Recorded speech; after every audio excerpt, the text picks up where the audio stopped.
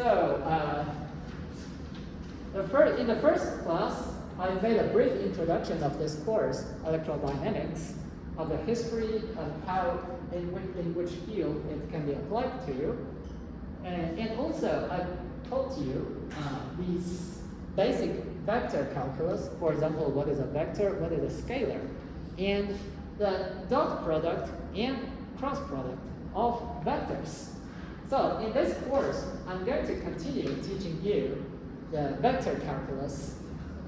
The first thing I have to teach you is the scalar triple product.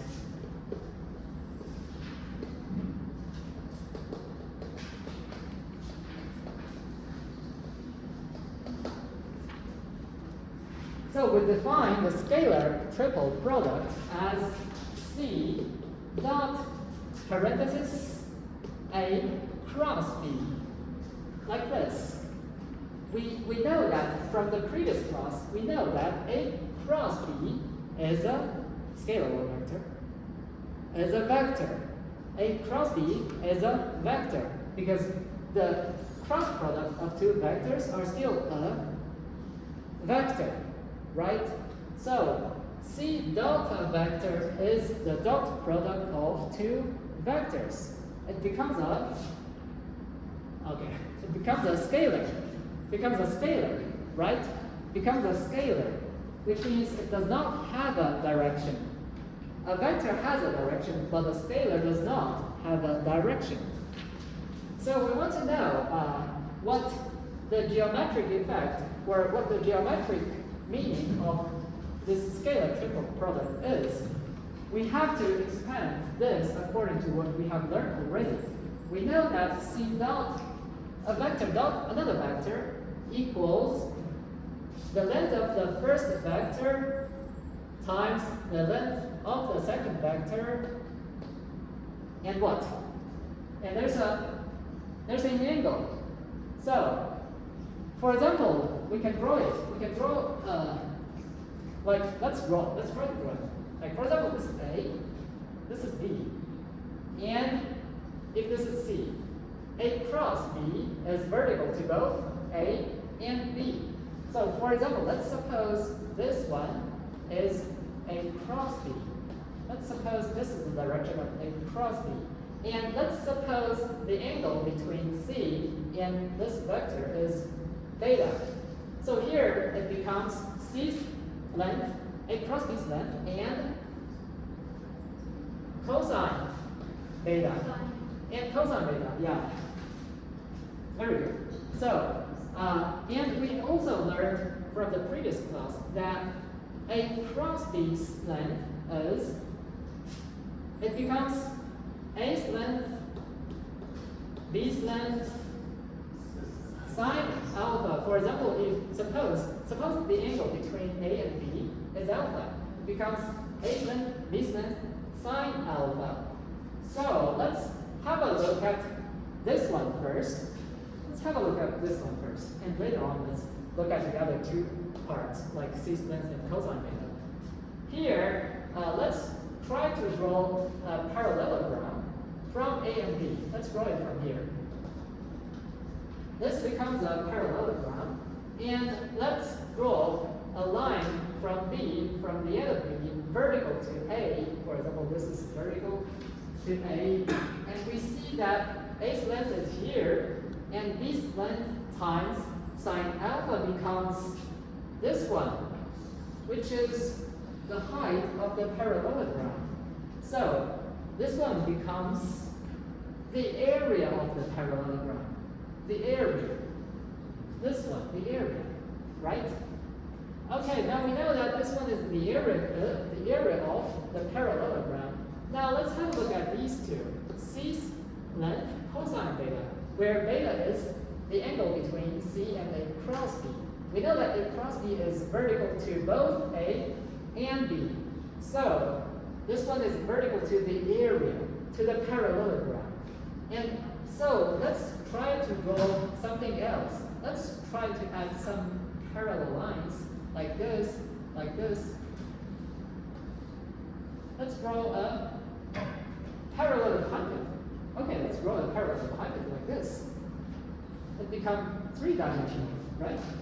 So let's see cis-length cosine beta, where beta is here, right? Cis-length cosine beta becomes here, right? This part here is cis-length cosine beta. And what is this? This is actually the height of the parallelepiped. This is actually the height of the parallelepiped. So we know here, we know A cross B's length is the area, the base area or bottom area of the parallelepiped. And C cosine beta becomes the height of the parallelepiped. Or if my drawings are not good enough, you can try to have a look at here. Have a look at here, right? So it becomes the height of the parallelepiped. So the base area times the height becomes the volume. Becomes the volume of the parallelepiped. So C dot A cross B is the volume of the parallelepiped, which is formed by vectors A, B, and C. Pretty good. So we also know, as long as we know that C dot parenthesis A cross B is the volume of the parallelepiped, we also know that, similarly, we prove that A dot parenthesis B cross C is also B dot parenthesis C cross A. Is also what we have proved here, C dot parenthesis A cross B. Alright, this is so-called scalar triple product. Now let's have a look at vector triple product. Vector triple product. So we define vector triple product as this: C cross parenthesis A cross B, like this. So what is this? Now I'm not gonna expand this because this is gonna take quite a long time. So I'm just gonna tell you, I've already told you that A cross B is, we can write A cross B as a third order determinant. Third order determinant, where here ijk or ex, y, ez, both are okay. And here A x component, y component, z component. These x component, y, z component. So we can then expand this third order determinant like this. I guess we have already learned it in linear algebra. So we can expand it. And then we can actually suppose D vector B is A cross B and expand it. Then we can also suppose F is what we want to prove. F is C cross D, where D is here, right? So F is here. So we can expand it again, and let's try to calculate F x component, F y component, F z component. So we just simply expand it. It's nothing physical, right? Everything is mathematical. And later on, if we expand everything, we can prove that C cross A cross B is A parenthesis A dot C B minus A dot B C. A vector C. Yeah. So let's see. Let's have a look. C cross parenthesis A cross B becomes a linear composition of B and C, which means this vector, it's a vector, right? This vector falls in the plane of B and C. Why is it like that? Let's have a look. We have, I think it's wrong, right? I think I made a mistake. It should be A. I think this is wrong, sorry. Excuse me. I think this is probably wrong. Sorry. So we have A here, B here, right? And we have a C. Like A cross B is vertical to both A and B. And C cross A cross B, C cross the vector is vertical to this line again, so it must fall in the plane of A and B. Sorry. There's something wrong here. Sorry. I'm gonna correct it later. Yeah. But anyway. Sorry, this is wrong. But there should be a correct answer. I think you should already know it. But yeah, anyway, sorry for this.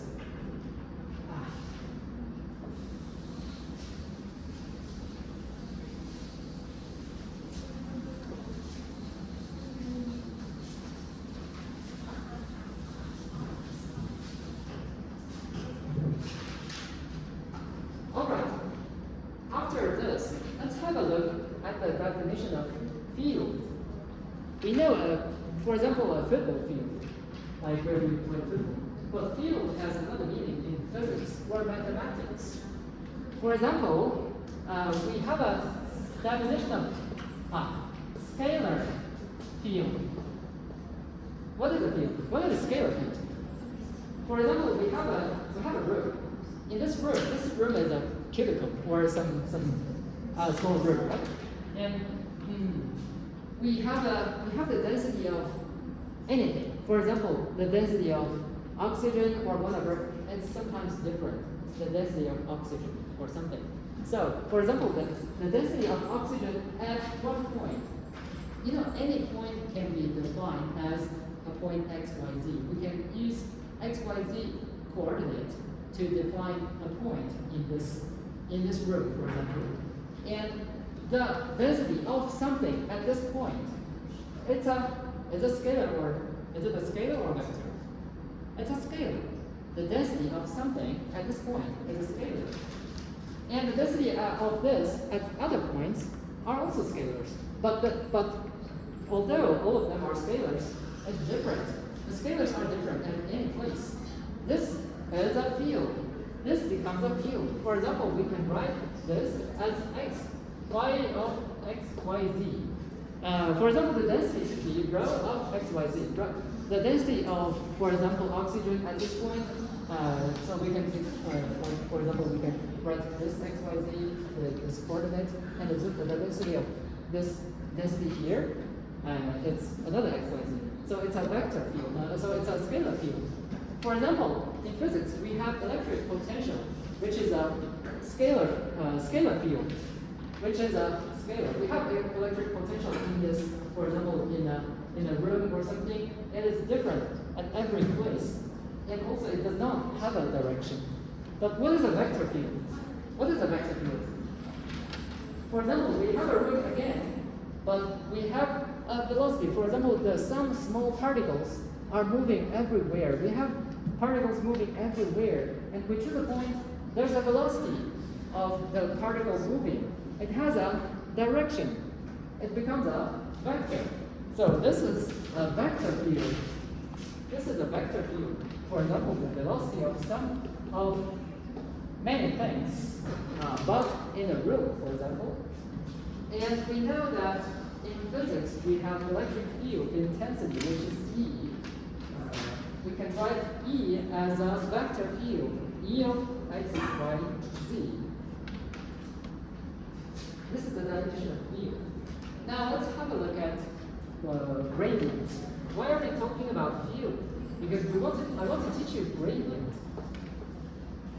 So I'll tell you the definition. I'll not tell you too much. The definition of gradient is del phi is equal to partial phi partial n in, where partial phi partial n is whatever changes in the fastest direction. Is the scalar field is where the scalar field changes in the fastest direction. So this is a partial derivative. And the del is equal to, the del calculator is equal to partial x ex plus partial y ey blah blah blah. And this is called the del calculator, or it can also be called a Nabla calculator. It's both a vector and a partial derivative calculator. Why is it a vector? We know we have ex, ey, ez. That's why it's a vector. We also have a partial derivative calculator. We have a partial symbol, which means it's a calculator. It's a calculator which can actually calculate other factors. That's why it's both a calculator and a vector. Now, how do we understand gradient? A gradient signifies the direction in which phi changes the fastest. We know phi is a scalar, but not a vector.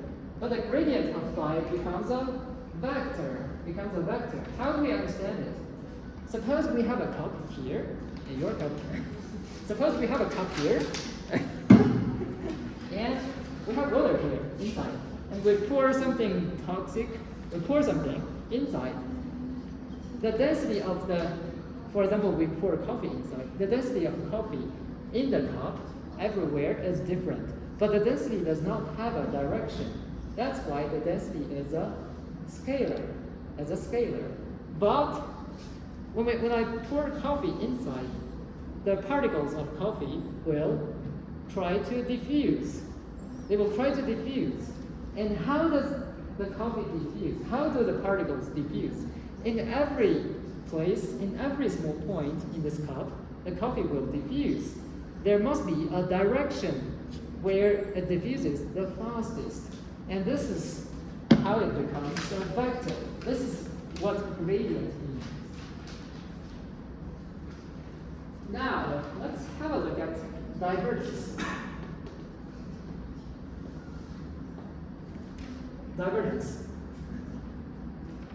So, I'll just tell you the definition. Definition of divergence is del dot A. We see that A is a vector. Del is also, it's not only a calculator, it's also a vector. So it becomes a scalar. Now, after I tell you divergence, I'll also tell you Gauss law. Gauss law is like this, which is the integral v of del dot A dv is equal to the closed surface integral of A dot ds. Now, this is a famous Gauss law, which I suppose we've learned in advanced mathematics. So, we can actually see that, hey, we have divergence, we have the Gauss law, we can change it into an integral. We can change the divergence into an integral. But I'm not going to talk too much about it, just tell you about the Gauss law and the divergence. And we know in physics, this is what is important, because we are a physics class. This is what is important. We know the magnetic induction intensity, which is shown as V, which is a V vector. And we know that del P is always 0. It means that magnetic field lines are always closed. It means magnetic field does not have a source. Now let's have a look at the rotation.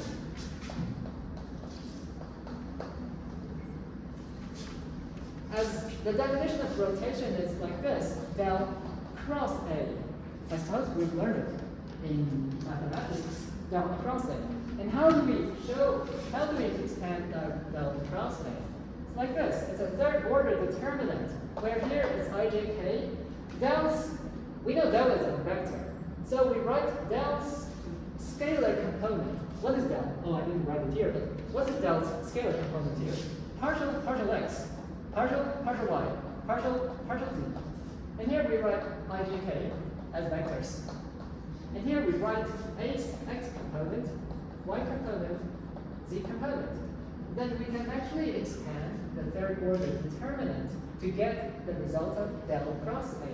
And we know that the vector cross another vector becomes still a vector. So it's a vector after this calculus.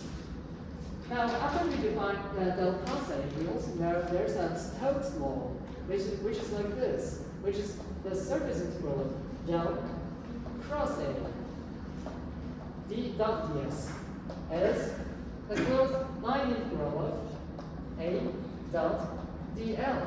This is the Stokes law, which we'll use in electrodynamics too many times. This one, Stokes law, and this one, the Gauss law. We'll use both of them many times in electrodynamics, especially in Maxwell's equations. All right. After I talked to you so much about the gradient, the divergence, and rotation, we actually summarized these equations for you on the other side. We don't have to look at this. textbook, because in the textbook it's like a little bit confusing. So I give you a piece of paper, and in this piece of paper we can see vector formulas and theorems from vector calculus. For example, there are some typical ones, like del cross del phi is 0, or del dot parenthesis del cross A is 0. All of these theorems can be proven as long as we substitute the del calculus into the formula. We just substitute this into the formula, and we can get all of these. We can prove all of these. As for Gauss law and Stokes law, it's very difficult to prove them. It's a very complicated process. However, I'm not going to teach you in this course, because I suppose we learned it in advanced mathematics.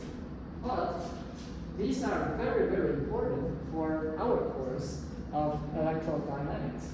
As for the full equations, we can look at the first page of our book, or the piece of paper I've distributed to you. All right. Now that's all for today. Thank you all for coming.